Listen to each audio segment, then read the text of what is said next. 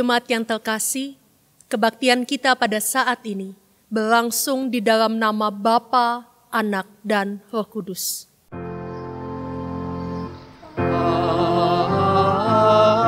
Amin, amin, amin.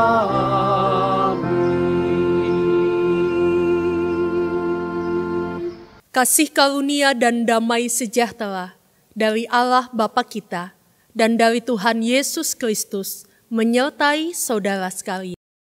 Dan menyertai saudara juga. Minggu ini kita sudah memasuki minggu-minggu biasa. Dalam arti, minggu di mana umat diminta merasakan dan merefleksikan penyertaan dan kasih Tuhan di dalam kehidupan mereka. Minggu ini, tema yang akan kita renungkan bersama-sama adalah diutus menghadirkan kerajaan Allah. Kerajaan Allah adalah di mana Allah melalui pribadi Yesus Kristus beserta dengan Roh Kudus memerintah. Tentulah ketika Allah memerintah, ciri khas Allah yaitu kasih menjadi warna dan corak dalam pemerintahannya. Seperti yang disampaikan dalam Matius 25, ayat 44b sampai 45. Tuhan, bila manakah kami melihat Engkau lapar, atau haus, atau sebagai orang asing, atau telanjang, atau sakit, atau dalam penjara, dan kami tidak melayani Engkau? Maka ia akan menjawab mereka, Aku berkata kepadamu, sesungguhnya segala sesuatu yang tidak kamu lakukan untuk salah seorang dari yang paling hina ini, kamu tidak melakukannya juga untuk aku. Sudahkah kita sebagai rekan sekerja Allah ikut menghadirkan kerajaan Allah itu? Biarlah dengan Roh Kudus melalui ibadah hari ini memampukan kita dengan sukacita dan setia untuk diutus menghadirkan kerajaan Allah dimanapun kita berada. Ayo buruan, bangun diri. Aduh, panas banget. Capek, bangun deh. Kelamaan, udah mau nyampe itu. Nanti istirahat dulu. Udah, yuk.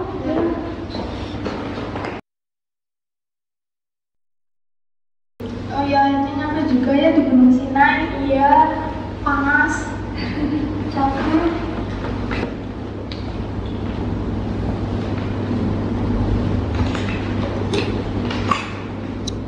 Oh iya, kalian ingat gak sih Musa pernah bilang apa sama kita sebagai bangsa Israel? Oh iya, aku ingat. Allah mengingatkan perjanjian kepada kita sebagai bangsa Israel. Berarti kita bangsa Israel, umat pilihan Allah. Berarti kita kesayangan Allah dong. Iya. Kalau kita umat pilihan Allah, maka kita harus lakuin apa ya? Tugas kita adalah memperkenalkan Allah di setiap bangsa-bangsa. Iya, karena Allah kita itu luar biasa. Allah yang selalu menyertai kita sebagai bangsa Israel keluar dari tanah Mesir. Dan Allah yang memberikan kita mana di padang gurun. Pokoknya banyak deh.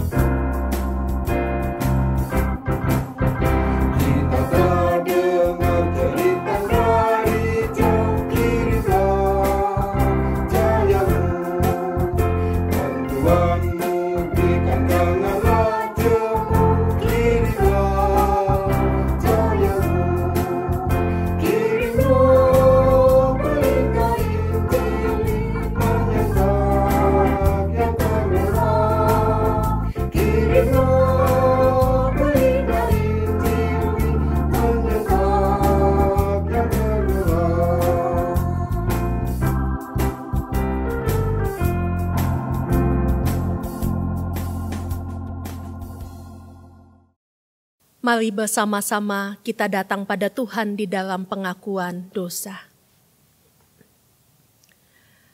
Bapa di dalam surga, ketika saat ini kami masih diberikan kesempatan untuk datang ke hadirat Tuhan, mengakui segala dosa-dosa dan kesalahan kami, ini adalah sebuah anugerah. Oleh karena itu Bapa, secara pribadi kami ingin mengungkapkan apa yang menjadi beban-beban yang selama ini kami pendam. Tuhan tolong dengarkanlah.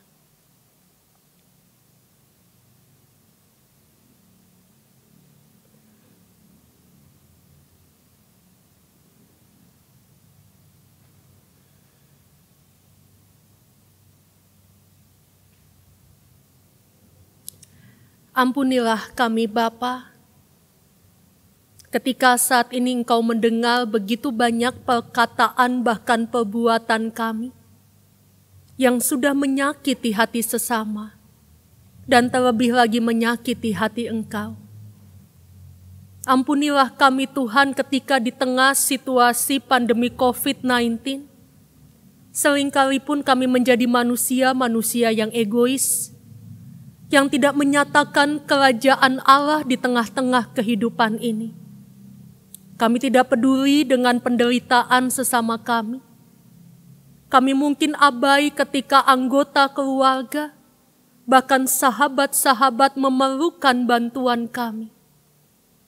Ataupun Tuhan melihat, seringkali kami menggenggam tangan kami begitu erat, ketika sesama kami membutuhkan bantuan kami. Tuhan, ampunilah kami. Dan biarlah melalui pengakuan dosa ini Bapa, kami diingatkan akan anugerah Tuhan yang sudah menghapus segala dosa kami. Sehingga kami pun dimampukan Bapa untuk hidup di dalam pertobatan. Dan kami boleh menghadirkan kerajaan Allah di tengah-tengah kehidupan ini. Inilah pengakuan dosa kami Bapa. Di dalam nama Tuhan kami Yesus Kristus, kami panjatkan doa ini. Amin.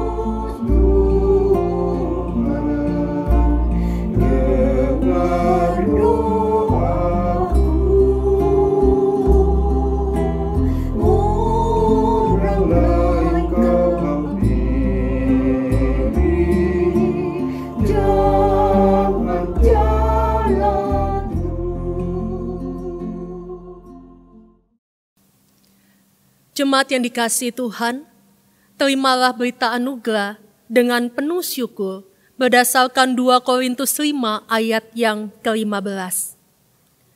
Dan Kristus telah mati untuk semua orang, supaya mereka yang hidup tidak lagi hidup untuk dirinya sendiri, tetapi untuk Dia yang telah mati dan telah dibangkitkan untuk mereka. Demikianlah berita anugerah dari Tuhan. Syukur kepada Allah.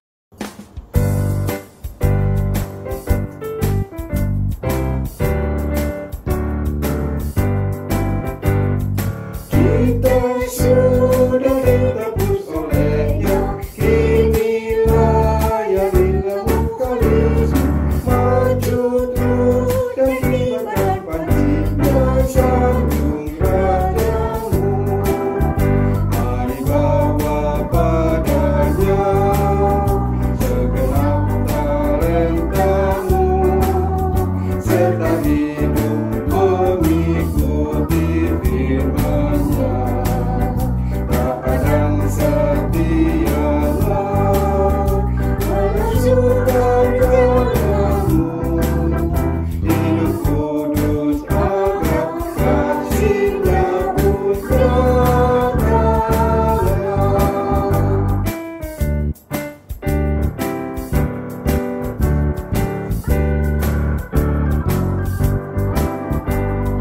Waktu suka atau waktu duka, walau badai datang melandamu, janganlah cuma melayaninya, sanjung rajamu.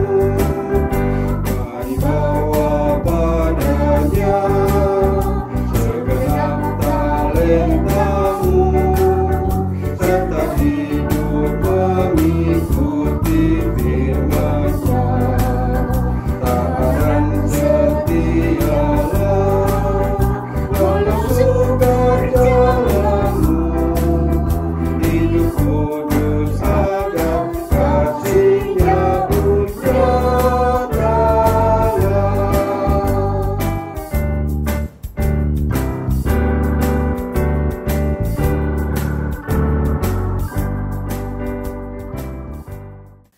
Mari kita berdoa. Saat ini ya Tuhan, kami menyatukan hati untuk lebih dalam lagi memaknai dan juga merefleksikan firman Tuhan di dalam kehidupan kami sehari-hari. Kami memohon kuasa Roh Kudus bekerja bagi kami Bapa, sehingga dengan hikmat dari Tuhan, pengetahuan kami boleh disempurnakan dan kami dimampukan untuk bisa melakukan apa yang menjadi kehendak Tuhan di dalam kehidupan kami. Demi Kristus kami berdoa. Amin.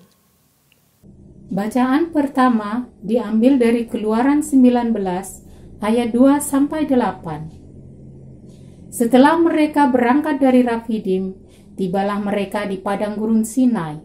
Lalu mereka berkemah di padang gurun. Orang Israel berkemah di sana, di depan gunung itu. Lalu naiklah Musa menghadap Allah, dan Tuhan berseru dari gunung itu kepadanya.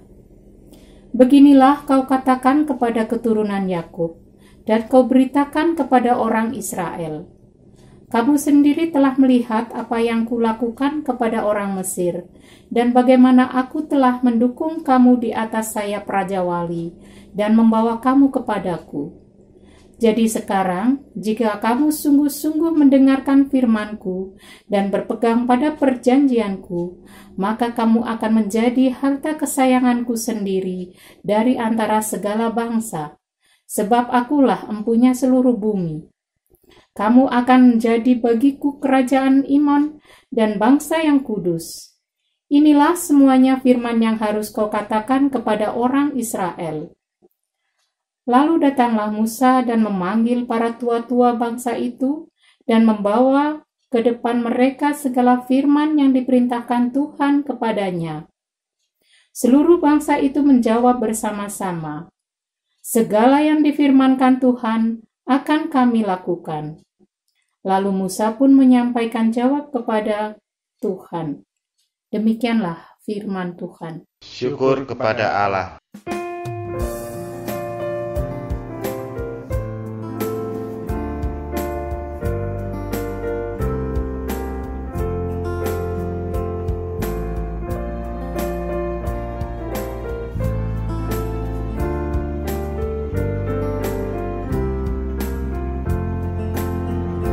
Bersorak-sorak bagi Tuhan, seluruh bumi memuji, sebab Tuhan itu baik, kesetiaannya pun kekal. Bersorak-sorak bagi Tuhan, seluruh bumi memuji, sebab Tuhan itu baik, kesetiaannya pun kekal. Beribadahlah kepada Tuhan, beribadah dengan sukacita. Datanglah ke hadapannya, datanglah dengan bersorak, ketahuilah Tuhanlah Allah. Dia yang menjadikan, punya Dialah kita, kawanan domba gembalaannya.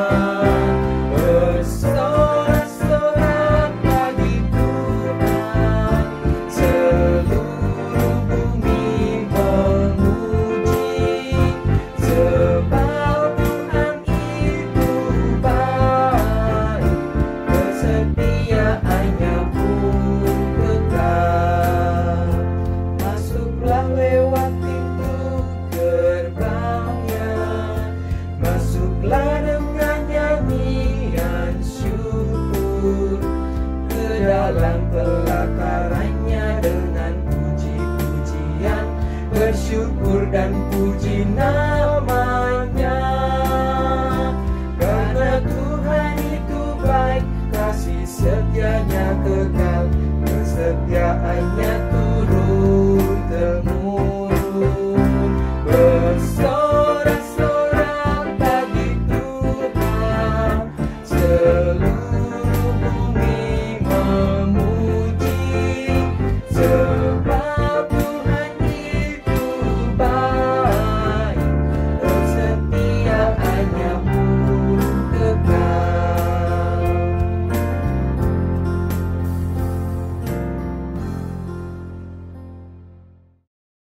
Bacaan kedua diambil dari Roma 5 ayat 1 sampai ayat 8. Sebab itu kita yang dibenarkan karena iman, kita hidup dalam damai sejahtera dengan Allah oleh karena Tuhan kita Yesus Kristus.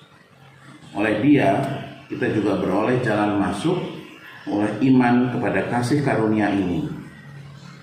Di dalam kasih karunia ini kita berdiri dan kita bermegah dalam pengharapan akan menerima kemuliaan Allah. Dan bukan hanya itu saja, kita malah bermegah juga dalam kesengsaraan kita, karena kita tahu bahwa kesengsaraan itu menimbulkan ketekunan, dan ketekunan menimbulkan tahan uji, dan tahan uji menimbulkan pengharapan. Dan pengharapan tidak mengecewakan, karena kasih Allah telah dicurahkan di dalam kita oleh Roh Kudus yang telah dikaruniakan kepada kita. Karena waktu kita masih lemah, Kristus telah mati untuk kita orang-orang durhaka pada waktu yang ditentukan Allah. Sebab tidak mudah seorang mau mati untuk orang yang benar, tapi mungkin untuk orang yang baik ada orang yang berani mati. Akan tetapi Allah menunjukkan kasih-Nya kepada kita oleh karena Kristus telah mati untuk kita ketika kita masih berdosa. Demikianlah sabda Tuhan. Syukur kepada Allah. Bacaan Injil diambil dari kitab Injil Tuhan Yesus Kristus menurut Matius 9 ayat 35 sampai Matius 10 ayat yang ke-8.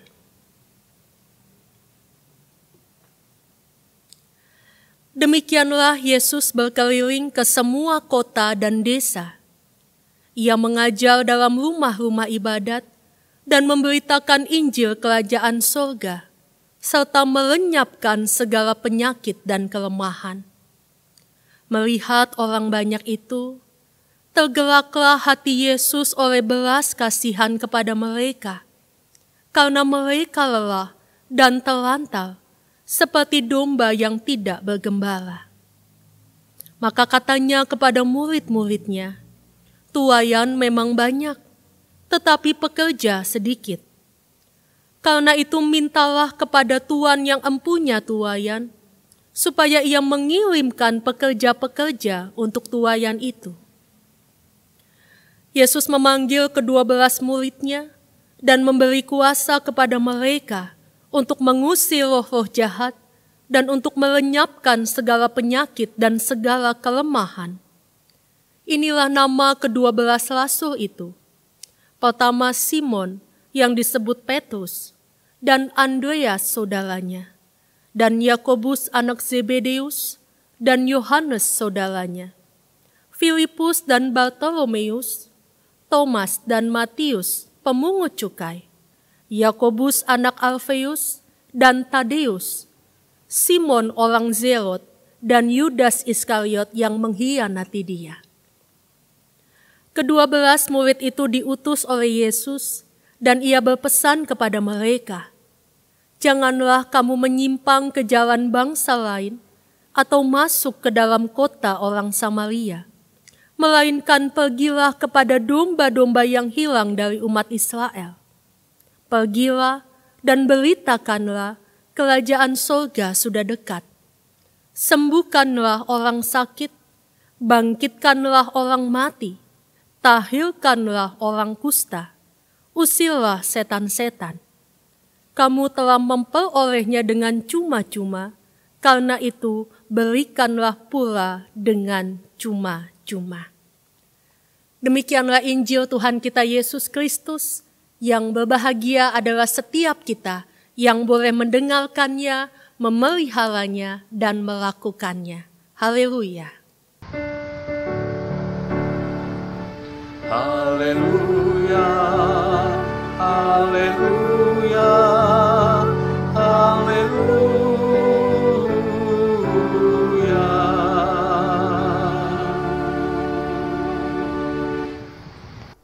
Okay, we will talk about alphabet. What is that? Yeah, that's good. It's A. And then what is that? Yeah, that's what is. Diam dulu bisa nggak, Mbak? Okay, and then next. Gimana, Pak? Oh yeah, you are true. Okay. Thank you. Pak. And then today it's enough and see you on the next meeting. Bye. Mbak Tri, bisa nggak sih diam sedikit? Aku tuh lagi ngajar, kan aku tuh biasanya mengajar sebagai guru. Ya, aku juga kan lagi kuliah, Mbak. Internetnya lemot, dosennya nggak jelas. Semua gara-gara corona kayak gini nggak jelas. Kita harus bersyukur loh, Ri, kita bisa ada internet, kamu bisa ini kan belajar, bisa kuliah, aku juga bisa ngajar walaupun tanpa ketemu langsung dengan muridnya. Aku bersyukur dan aku harus tahan uji dengan semua itu. Kamu juga harusnya kayak gitu loh, Ri. Iya, bersyukur tahan uji. Nggak jelas lah semuanya. Kita sebagai anak Tuhan, kita harus stay strong dengan kondisi yang kayak gini. Kenapa Tuhan harus ngasih kayak gini sih? Nggak jelas pokoknya. Tuhan tuh mau kita bisa naik di level yang lebih tinggi lagi tentang iman kita sama Dia. Kita harus percaya sama Dia. Nggak jelas pokoknya. Yaudah. Aku udah pesan makanan. Biar moodmu lebih baik lagi, kita makan barengan ya. Iya.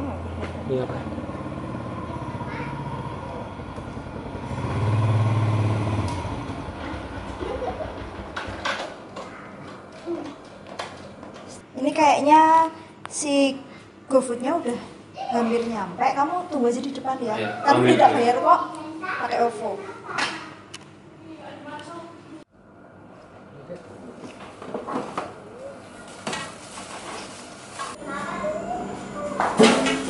Permisi. Oh ya, sini Mas, masuk aja. GoFood ya Mas? Ya betul Mas. Atas nama Mbak Tri? Ya betul. Oke, kasihkan Dek. Kasih ya. Mas, ini anaknya Masnya? Oh, ini adik saya. Kebetulan kedua orang kami itu sudah meninggal dan saya harus menjaga dan merawat adik saya ini. Berarti sehari-hari di bawah Masnya kerja? Iya, karena di rumah tidak ada siapa-siapa kecuali saya dan adik saya. Dan kebetulan teman-teman saya seperti proyek ini juga merasakan dampak dari corona ini karena tidak bisa makan sehari-hari dan kebutuhan tidak tercukupi, dan banyak orang-orang teman saya itu yang utang. Jadi saya bersyukur bisa ngasih makan adik saya dan merawatnya. Oh ya Mas, ini ada aturan lagi ya Mas, kami pamit pulang dulu ya. Oh ya Mas, hati-hati Mas.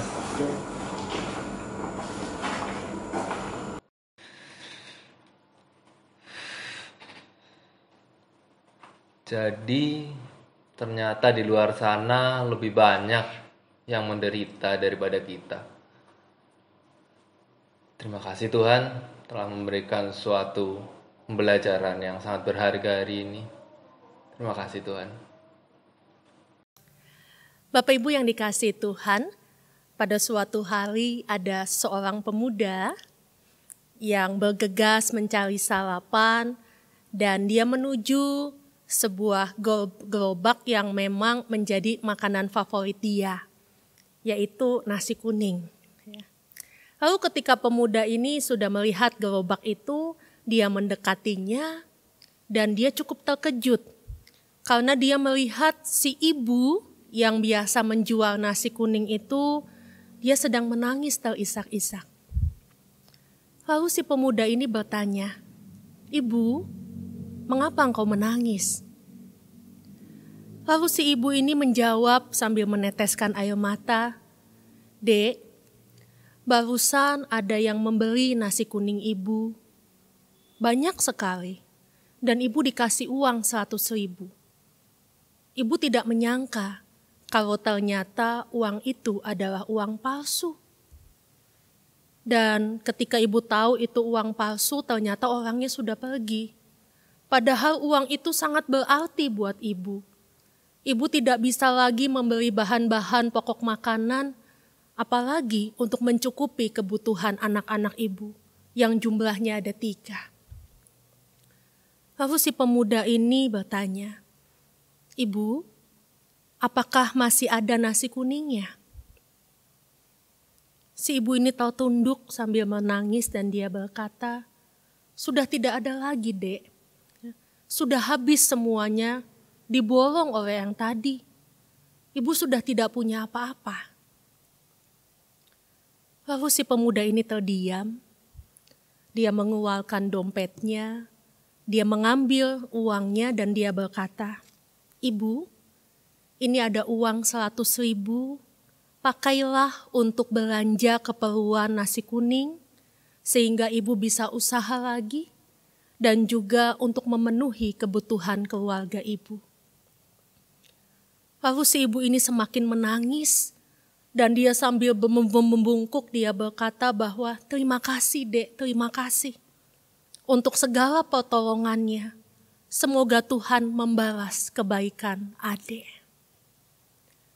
Bapak Ibu yang dikasihi Tuhan, untuk apa kita hidup jika tidak untuk membuat dunia menjadi lebih mudah bagi sesama? Apalagi di tengah situasi saat ini, ketika kita melihat begitu banyak orang yang hidupnya menjadi sangat tidak mudah. Begitu banyak orang yang menjadi korban, baik itu korban kejahatan ataupun korban PHK. Begitu banyak orang menangis di sekeliling kita. Maka pertanyaannya adalah, sudahkah kita membuat hidup mereka menjadi lebih mudah? Sepanjang kehidupan Yesus yang begitu singkat, yaitu 33 tahun, dia selalu berjuang membuat segala sesuatunya menjadi lebih mudah bagi sesama. Kenapa? Karena itulah inti dari kerajaan Allah. Yesus menyadari bahwa dirinya lah kerajaan Allah. bukan sesuatu yang terpisah. Ya. Bukan Yesus sendiri, kerajaannya sendiri, no. Ya. Tetapi Yesus sadar bahwa akulah kerajaan Allah. Sehingga mau tidak mau, kemanapun Yesus pergi, dimanapun dia hadir, maka kerajaan Allah itu harus bisa dirasakan dan membuat kehidupan manusia menjadi lebih mudah. Bapak Ibu yang terkasih, seringkali ketika kita berbicara soal kerajaan Allah, atau di dalam bahasa Yunaninya adalah basileia atau theo, kita berpikir bahwa kerajaan Allah itu berbicara tentang sebuah tempat, tentang sebuah teritori, bahwa Allah punya kerajaan, tempatnya di sini, lalu pegawainya ini, prajuritnya ini, tentaranya ini. No. Basileia atau theo ketika Yesus mengabarkan tentang kerajaan Allah, itu berbicara soal bagaimana Yesus hadir dan dia menyatakan dirinya di dalam sebuah pemerintahan dan Yesuslah sebagai role modelnya. Ya. Dia menjadi role model bagaimana ketika seseorang mau dipimpin di dalam kerajaan Allah, maka seseorang itu haruslah mengikuti apa yang selama ini Yesus lakukan di dalam kehidupannya. Karena itu saudaraku yang terkasih, ketika kita memperhatikan apa yang disampaikan di dalam bacaan Injil, sesuatu yang menarik dikatakan di situ. Bahwa untuk menghadirkan kerajaan Allah, Yesus itu berkeliling ke semua kota dan desa. Bayangkan, Yesus tidak menunggu. Siapa yang butuh pertolongan, ya mbok datang sama saya. Siapa yang mau minta dibantu, ya mbok telepon saya, misalnya begitu ya. Zaman dulu belum ada telepon sih Bapak Ibu gitu ya. Tapi artinya bahwa dia tidak menunggu orang datang. Tetapi dia secara aktif, dia menemui. Dan dikatakan bahwa tidak hanya kota yang dia datangi, tetapi desa. Dia tidak memilih tempat-tempat khusus di mana aku menyalurkan kasih dan kehadiran Allah. Tetapi semua tempat yang memang membutuhkan itu, disitulah Yesus hadir. Dan sesuatu hal lagi yang dikatakan di dalam Injil Matius, Bapak Ibu, kehadiran Kristus di tempat-tempat baik desa maupun kota, dia tidak hanya memberitakan Injil, tetapi dia juga melakukan sebuah tindakan nyata, yaitu dia menyembuhkan segala penyakit dan juga kelemahan-kelemahan. Mengapa Yesus harus melakukan hal ini?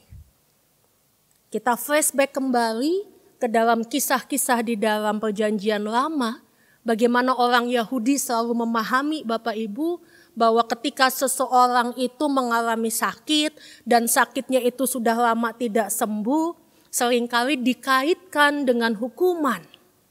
Seringkali dikaitkan bahwa Allah murka kepadanya. Dan ketika seseorang diberikan stigma atau label seperti itu, tentulah bukan sesuatu yang menyenangkan untuk dirinya. Dan tentulah bisa menimbulkan yang namanya psikosomatis. Psikis yang tertekan membuat fisiknya pun akhirnya lemah. Dan di situ Yesus masuk. Artinya Bapak Ibu, kita melihat bahwa ketika Yesus menghadirkan dirinya, menghadirkan kerajaan Allah, Yesus tidak hanya memahami bahwa manusia itu hanya membutuhkan hal-hal spiritual atau hal-hal rohani, tetapi jasmani juga penting. Bisa dibayangkan Bapak Ibu kalau pada saat itu Yesus datang gitu ya, ke rumah mereka ya, dan ketika dia masuk rumah tersebut ternyata keluarga itu belum makan seharian, lalu Yesus datang gak bawa apa-apa, lalu isinya adalah khotbah ya. Yesus mengkhotbahi keluarga itu, apa yang terjadi? Ya dione-one lah Yesus lah ya. Bisa diusir malah kan. Lalu kami gak butuh khotbah, saat ini kami butuh makan. Atau mungkin Bapak Ibu ketika Yesus mendatangi orang yang memang lemah fisiknya, Tetapi Yesus tidak berbuat apa-apa, cuma datang, oh kamu sakit ya. Percaya saja pada Injil ya. Padahal orang tersebut sudah dengar bahwa Yesus ini bisa melakukan begitu banyak mukjizat. Itu yang diharapkan dengan kedatangan Yesus. Tetapi Yesus datang tidak memberikan apa yang diharapkan. Apakah yang disampaikan Yesus melalui firman-Nya itu akan masuk dan berhasil? Pasti tidak. Karena tidak sesuai dengan apa yang dibutuhkan. Oleh karena itu Bapak dan Ibu yang dikasihi Tuhan, kita belajar sesuatu yang luar biasa menurut saya. Ya. Seringkali yang jadi penekanan kita itu adalah, ayo kita beli makanan rohani, kita beli makanan spiritual. Yes, saya katakan itu baik. Ya. Tetapi cobalah kita melihat kepada siapa kita ingin memberikan makan itu. Ya. Kalau seseorang itu memang dalam keadaan yang baik, ekonominya baik, pekerjaannya sip, tidak ada pergumulan-pergumulan yang hebat, kita datang, kita kasih makanan spiritual, wah itu melengkapi tuh berkatnya. Tetapi kalau kita datang di tengah keluarga yang saat ini stres gak bisa makan Bapak Ibu, bahkan pekerjaannya pun masih luntang-lantung. Saya tadi siang cukup kaget ketika dikabari oleh seorang sahabat saya yang ada di Jakarta. Dia bilang bahwa kamu tahu nggak, salah satu sahabatmu itu di PHK loh. Cukup kaget Bapak. Ya. Kok bisa? Ya. Iya, alasannya apa? Alasannya pun nggak jelas. Ya pokoknya di PHK aja. Wow, gitu ya. Jadi saya berpikir bahwa yang terkena dampak, yang saat ini lemah, yang saat ini membutuhkan banyak kasih sayang, banyak pertolongan, mungkin ada di sekitar kita. Dan kalau kita datang pada dia, lalu kita hanya berbicara soal ayat-ayat Alkitab, Bapak Ibu, itu gak sesuai dengan kebutuhan mereka, gak masuk, percayalah. Tetapi bagaimana kita belajar dari Yesus ketika dia melakukan pelayanan, dia lakukan pelayanan itu secara holistik. Apa artinya holistik? Secara menyeluruh dan sempurna. Yesus sentuh aspek spiritual, tetapi juga Yesus menyentuh aspek jasmani manusia dan dia menempatkan dirinya sebagai manusia 100%. Bahwa manusia butuh makan. Manusia butuh dihargai, manusia butuh diterima, manusia butuh dipedulikan. Dan Yesus pun melakukan pelayanan itu. Ya. Dan itulah inti dari kerajaan Allah. Kerajaan Allah itu bukan tempat. Kerajaan Allah itu di mana setiap orang boleh merasakan belas kasihan, kepedulian, dan juga kasih Allah di tengah-tengah kehidupan mereka. Dan kita ingat role modelnya itu adalah Yesus. Dan Yesus sudah melakukan itu Bapak Ibu. Dan ketika Yesus sudah melakukan itu, kita juga diingatkan bahwa hai Bapak Ibu dan saya sebagai pengikut Kristus, kita pun diutus untuk menghadirkan tanda-tanda kerajaan Allah itu. Jadi jangan bilang, wah itu mah bukan tugas saya, itu mah tugas pendeta nek, gitu ya. Mateng pendeta nek Bapak Ibu, gitu ya. Tambah sehat kami semua. Kalau kami harus melayani semua orang, wah itu ya. Itu anugerah sih, tetapi juga membuat badan kami semakin subur. Karena ketika kami berkunjung pasti kami dikasih makan. Lalu pulangnya juga dibawain makanan, loh kan? Itu luar biasa anugerahnya loh. Jadi kami mau berbagi anugerah itu kepada Bapak Ibu semua juga. Ya. Ayo kita juga diutus oleh Tuhan untuk menghadirkan tanda-tanda kerajaan Allah itu kepada yang lain. Kenapa Bapak Ibu?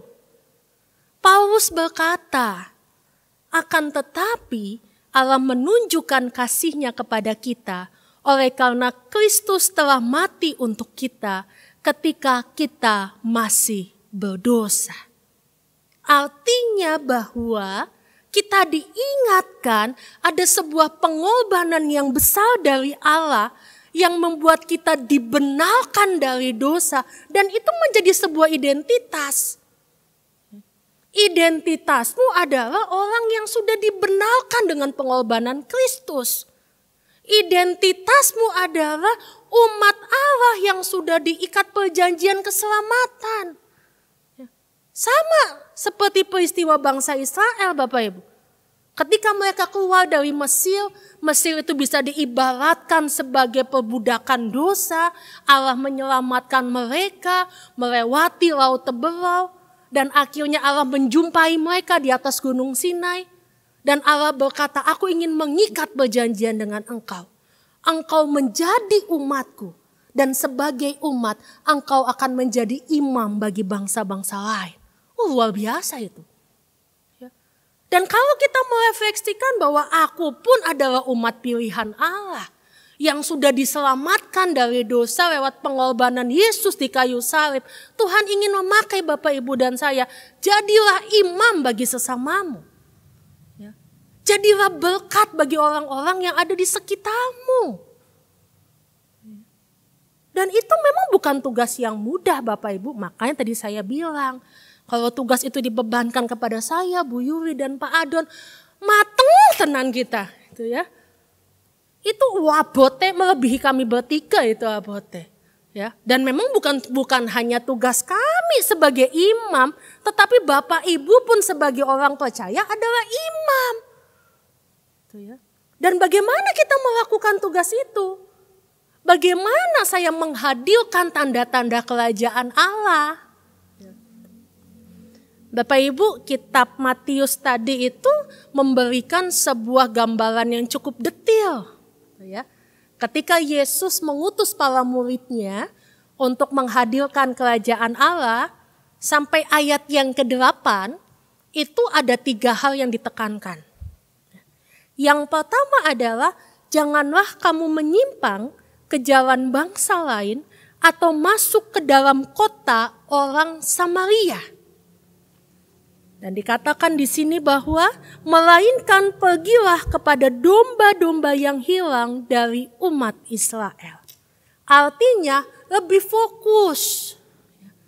Ketika engkau mau menyatakan kerajaan Allah yang penuh dengan kasih, yang penuh dengan belas kasihan, yang penuh dengan kepedulian, enggak usah mikir jauh-jauh. Enggak usah kita bilang, aku ingin menjadi berkat bagi seluruh bangsa Indonesia. Aduh teman Bapak Ibu, ya.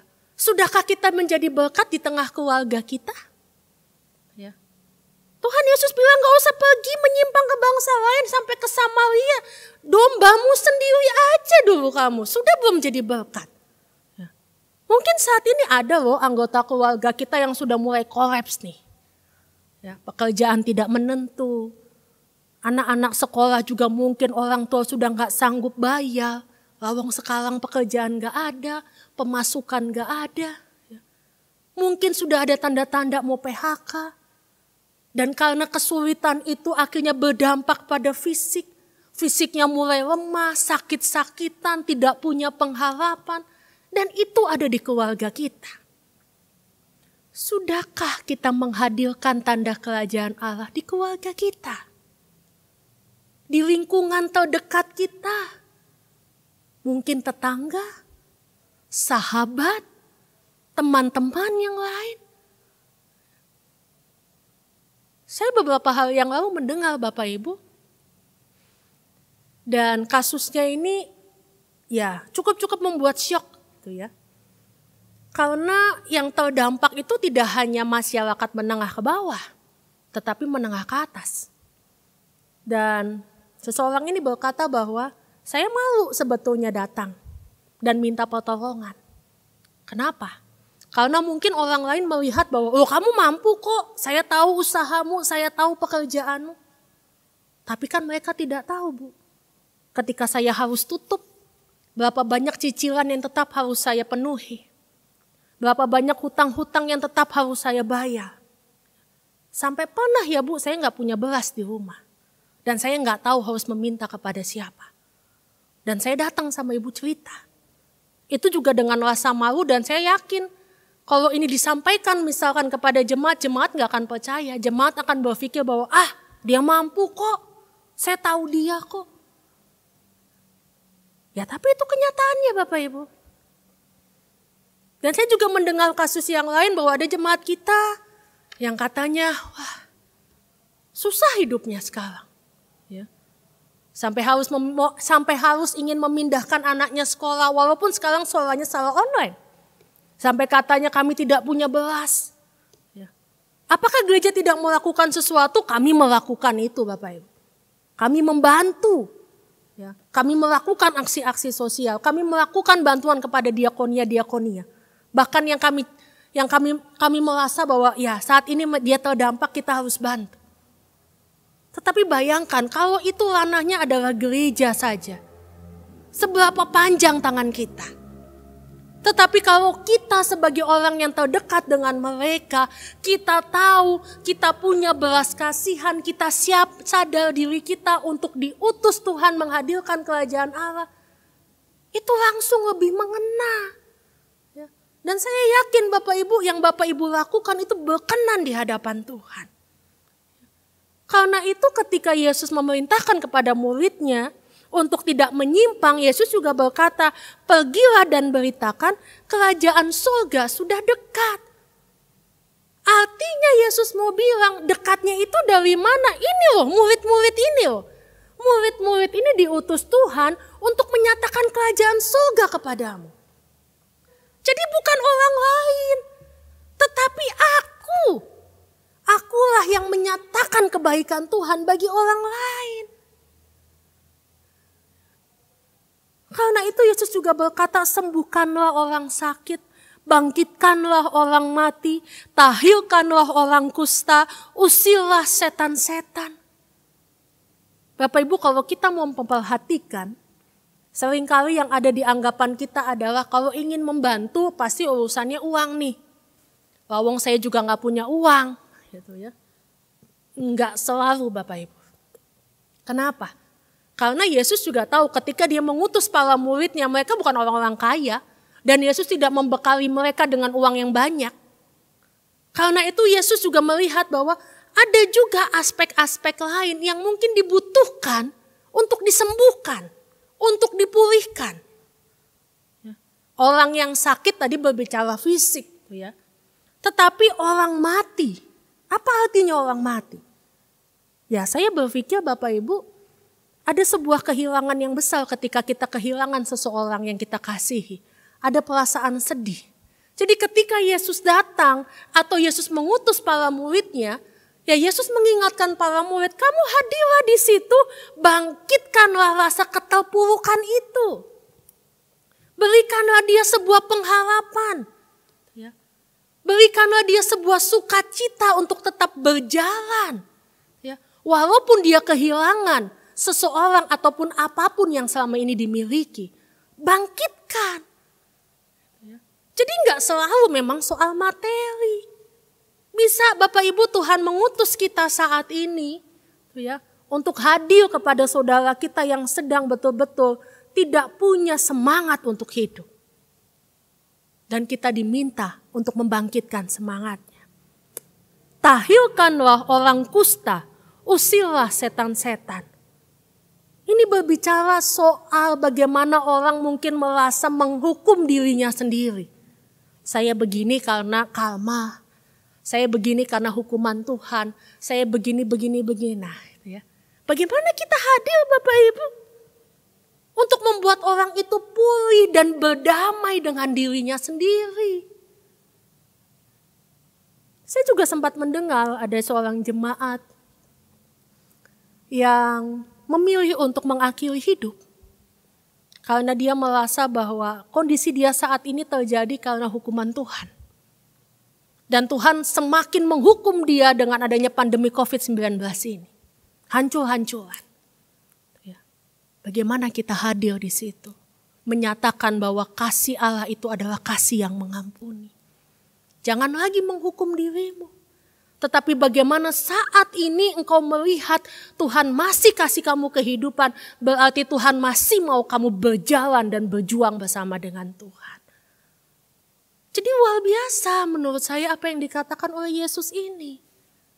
Kerajaan Allah itu kerajaan yang holistik. Yang mana Allah minta, ayo kamu ikut ambil bagian. Kamu sudah terhisap dengan aku lewat pengorbananku dan juga perjanjian keselamatan. Karena itu di dalam hisapan kasih Tuhan ini, baiklah saat ini kita selalu berkata Bapak Ibu, sesungguhnya segala sesuatu yang kamu lakukan untuk salah seorang yang paling hina ini, kamu melakukannya untuk aku.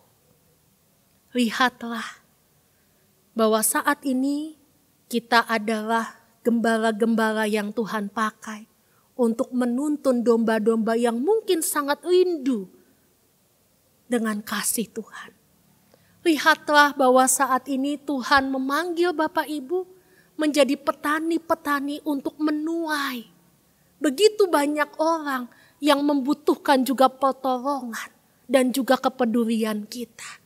Dan lihatlah ketika kita melakukan itu, kita lakukan untuk Tuhan dan juga untuk kemuliaan namanya. Sehingga kerajaan Allah itu sungguh sudah dekat. Dan kerajaan Allah itu dinyatakan di tengah-tengah dunia ini lewat kita. Tuhan memberkati kita semua. Amin.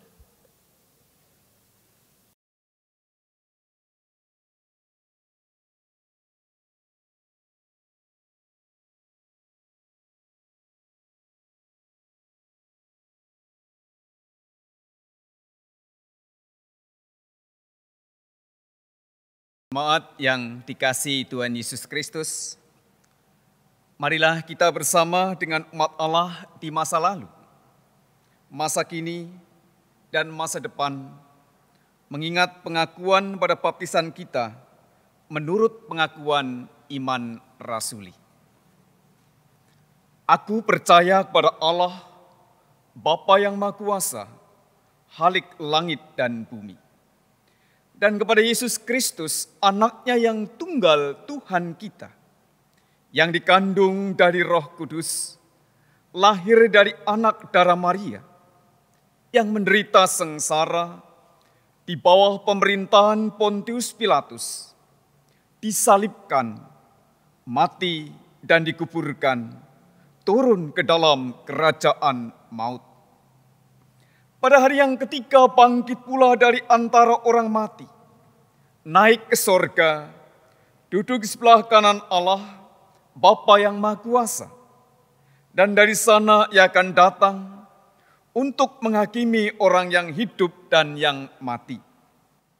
Aku percaya kepada Roh Kudus, gereja yang kudus dan am, persekutuan orang kudus, pengampunan dosa, kebangkitan orang mati, dan hidup yang kekal. Amin.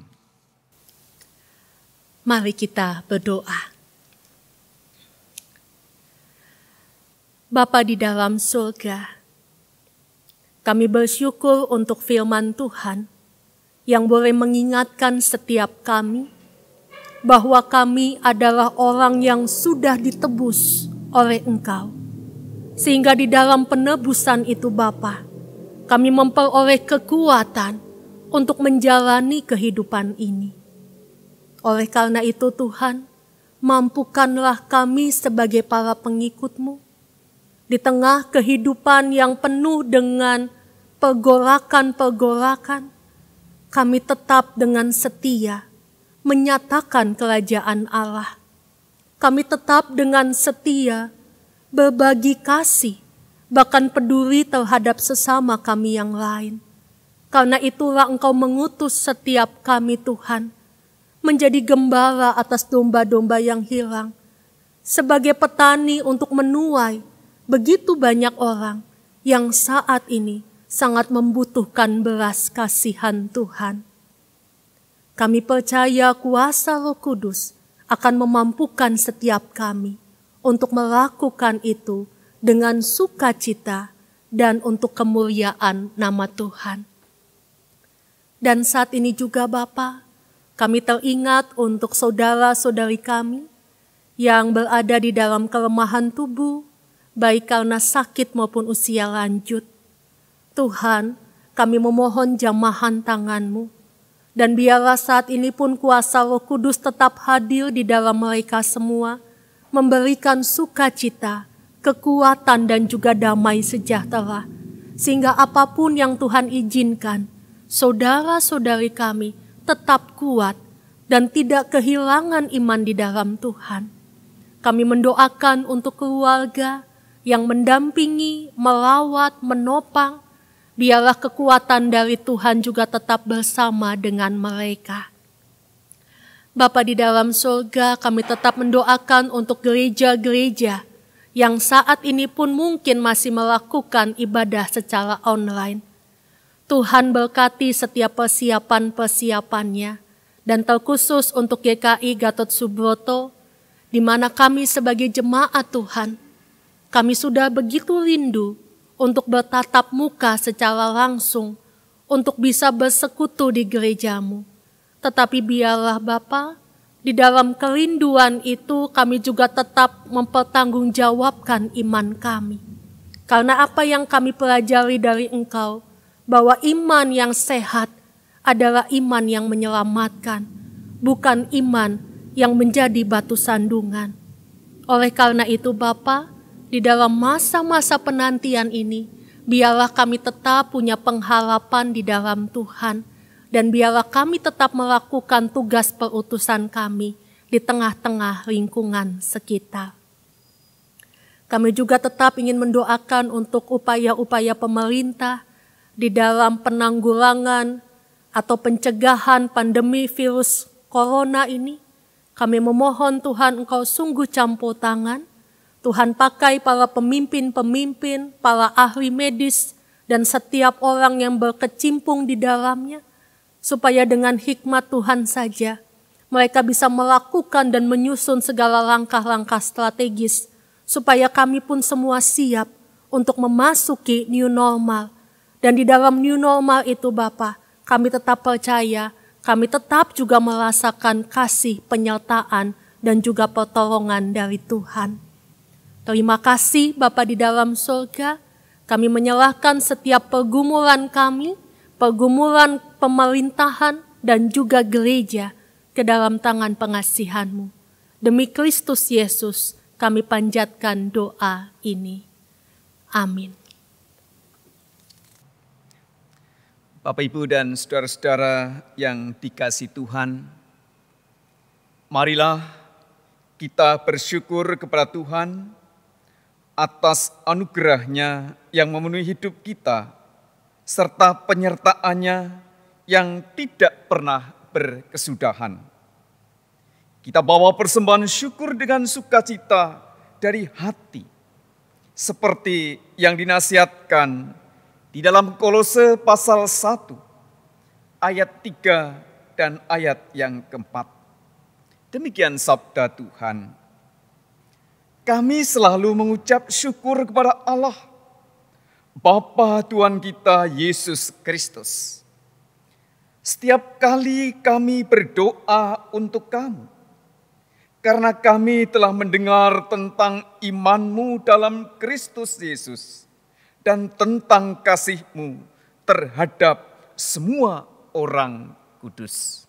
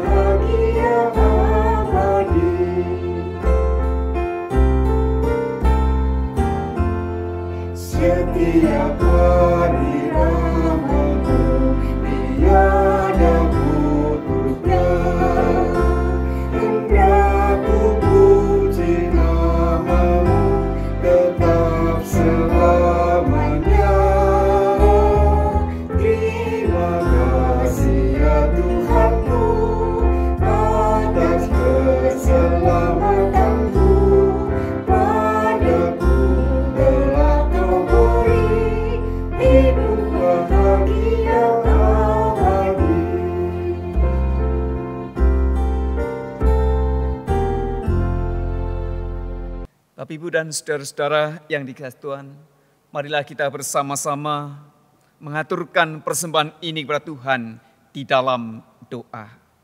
Kita berdoa.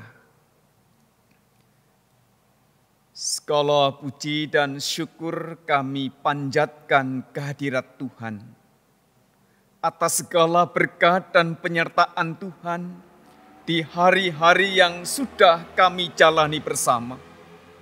Bahkan di tengah-tengah pergumulan hidup kami, Tuhan masih memberi kesempatan untuk mengumpulkan persembahan yang semuanya itu adalah dari Tuhan. Terima kasih Tuhan untuk kesempatan saat ini. Kami mohon berkat Tuhan untuk persembahan yang sudah terkumpul ini. Tuhan berkati para penatua yang mengelola persembahan ini. Biarlah dengan hikmat dan kebijaksanaan dari Tuhan, para penatua ini boleh melayani Tuhan dengan menggunakan persembahan yang semuanya itu berasal dari Tuhan. Terima kasih Tuhan, pakailah kami semua jemaat Tuhan dimanapun kami berada, sebagai alat-alat Tuhan yang hidup, sehingga kami boleh memberikan yang terbaik untuk Tuhan dan juga untuk sesama kami. Terima kasih Tuhan, kami mengucap syukur di dalam Tuhan Yesus Kristus, Sang Juru Selamat kami yang hidup. Amin.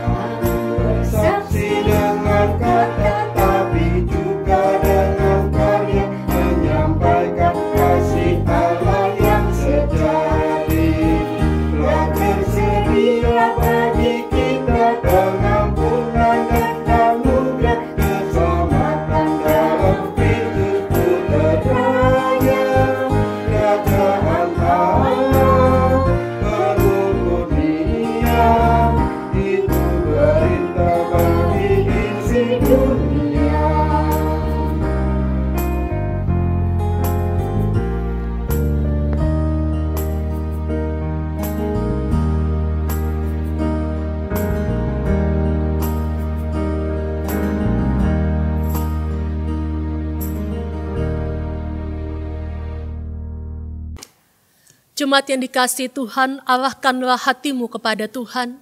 Kami mengarahkan hati kami kepada Tuhan. Jadilah saksi Kristus. Syukur kepada Allah. Terpujilah Tuhan.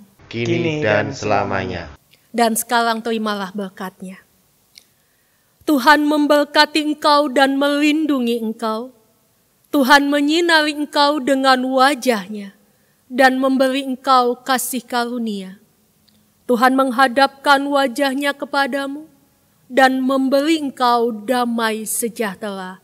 Haleluya. Amin.